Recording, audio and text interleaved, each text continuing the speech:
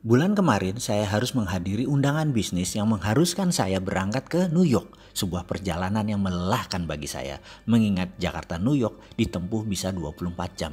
Dan saya malas membayangkan duduk dalam pesawat selama 24 jam tersebut. Gara-gara perjalanan tersebut saya jadi keinget pertemuan terakhir dengan senior saya di kampus dulu yang bekerja di New York University sebelum pindah ke Yale University di tahun 2003, yaitu Profesor John Barr, di mana saya waktu itu diundang sebagai salah satu respondents, salah satu riset yang dia lakukan. Sebagai seorang guru besar psikologi, di sana John dikenal dengan sebuah eksperimen yang bernama Barr-Holloway Teori. Karyanya demikian terkenal dan saya sangat bangga menjadi juniornya yang dipercaya untuk ikut di salah satu riset tersebut. Karyanya itu juga ditulis oleh Malcolm Gladwell dalam buku Blink sehingga menjadi terkenal ke seluruh dunia. Risetnya ini sederhana, yaitu menguji kekuatan kata-kata yang berefek pada tubuh manusia. Dalam riset Barr, dia bereksperimen terhadap 40 mahasiswa yang telah bersedia melakukan hal yang diperintahkannya untuk mengulang dan berkata-kata pada diri sendiri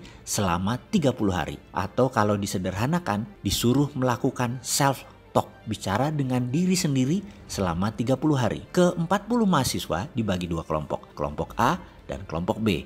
Kelompok A adalah kelompok yang selama 30 hari selalu bangun dan aktif setiap saat harus berkata pada diri sendiri hal-hal yang baik, yang positif, yang menyenangkan. Misalnya, hidup ini indah, hidup ini enak, cuaca menyenangkan, rezeki lancar, selalu sehat, Tuhan baik, pemerintah benar, kerja gampang, sehat, lucu, asik, apapun kata-katanya yang berkonotasi fun, positif, diucapkan berulang-ulang dalam hati selama 30 hari selama sadar. Kelompok B setiap hari mengatakan hal-hal yang negatif, yang sulit, yang tidak menyenangkan. Misalnya, Tuhan jahat, memang nasib susah, kerjaan sulit, zaman gila, pemerintah korup, bangsa bejat, sialan, brengsek, cari kerja susah, jalan macet, sampah di mana-mana, pemimpin tolol, malas, semua hal yang memberi kesan marah, bete, galau, semua dikatakan berulang-ulang selama 30 hari selama sadar, kecuali tidur. Di hari ke-30, mereka diperintahkan untuk datang ke kampus antara jam 10 sampai jam 13. Sepanjang hallway atau koridor disiapkan kamera yang banyak karena ada 100 respondents dari beragam latar belakang hadir untuk menilai. Kita melihat via monitor, via kaca cermin yang semua tidak diketahui oleh peserta. Saya termasuk di antara 100 koresponden tersebut. Kami tidak tahu mana yang dari kelompok A, mana yang dari kelompok B. Kami hanya dikasih kertas, ada gambar foto peserta, beserta nama. Di sana ada dua kolom, A dan B. Kita hanya disuruh melihat gerakan mereka dan menulis apa perasaan kita pada saat itu. Kira-kira mereka dari kelompok A dicontreng A. Kalau dari kelompok B ya B. Sangat sederhana kan? Selama 3 jam kami berseratus menilai setiap mahasiswa yang jalan melalui koridor panjang tersebut. Setelah selesai, kertas direview, dikumpulkan dan kami lunch. Selesai lunch, 100 jawaban kami disorotkan ke layar LCD proyektor. Apa yang terjadi? Kami berseratus tepat menebak 40 peserta tersebut mana yang A dan B dengan ketepatan 95%. Kami semua kaget. Namun kalau dipikir-pikir, ekspresi atau aura atau citra diri mereka demikian jelas terbaca, cetok. Kekumuhan pancaran wajah peserta demikian jelas tergambar. Padahal ia pada saat itu menggunakan 3-piece suit yang rapih, jas 3 lapis, sangat perlente. Kesuraman terpancar walaupun dia pakaian rapih. Dan dia dari kelompok B. Di sisi lain, pancaran gloomy atau berkilau wajahnya berbinar dari salah seorang peserta walau dia hanya mengenakan jeans dan kaos oblong. Demikian jelas terlihat sehingga mudah mengkonfirm bahwa dia dari kelompok A.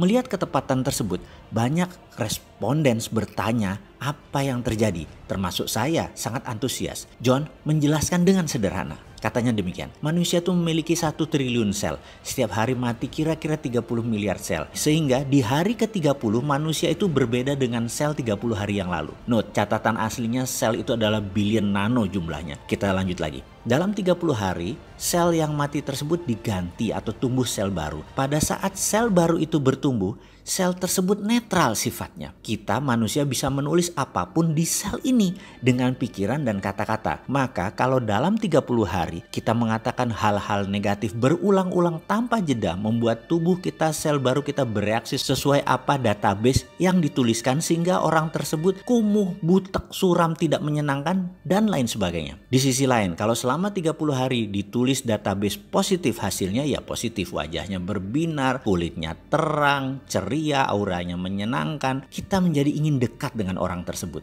Demikian John menceritakan versi simpelnya. Lalu dalam hati saya berkata, inilah pelajaran yang saya dapat di Australia dulu, yang saya rangkum dalam video Sadar Kaya Advance. Dan inilah inti ajaran agama yang mengajarkan ini dalam agama saya, agama Islam. Berzikir, mengingat Tuhan, bahkan di bulan Ramadan. Kalau benar-benar 30 hari melakukan subconscious reprogramming seperti ini, semua orang bisa menjadi fitri, menjadi manusia baru setelahnya. Dan setiap agama punya pelajaran tentang hal ini. Bahkan di Islam lebih jelas lagi. Namun saya selaku pribadi nggak ngerti sainsnya sampai John Barks mengurai dari sisi ilmu pengetahuan seperti ini. Ya, dasar manusia seperti saya yang memang keminter, sok pinter. Apa-apa harus logika masuk dulu baru percaya. Padahal mbok percaya aja sama ajaran para nabi dan kekasih Allah. Selesai semua masalah negatif di dunia ini.